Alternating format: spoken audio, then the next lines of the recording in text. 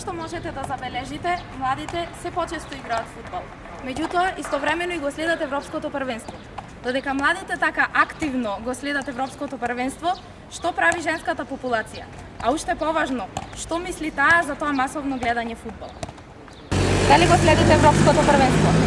Зошто? Благодарам. Дали го следите Европското првенство? Да, Колку често?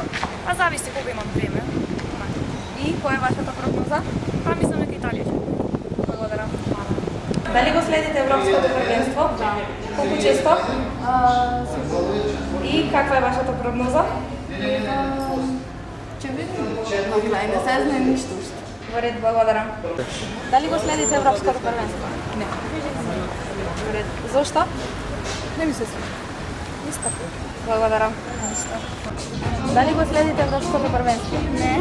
Зошто? Не ми интересира. Благодарам. Дали го следите Европското првенство? Да, секој дека го следам. Колку често? Па до сега немам пропуштено ни еден надпревар. И за кого сте? За Шпанија. Во ред, ви благодарам. Што? Дали го следите Европското првенство? Не, Зошто? за жал, ние женските не интересира многу фудбал. Во ред, благодарам. Дали го следите Европското првенство? Да, следам. Колку често? Па скоро да се го идем. Највише Шпанија кој иде. Пошто си за Шпанија, така И дали Шпанија ви е фаворит? да, нормално. Во ред, благодарам.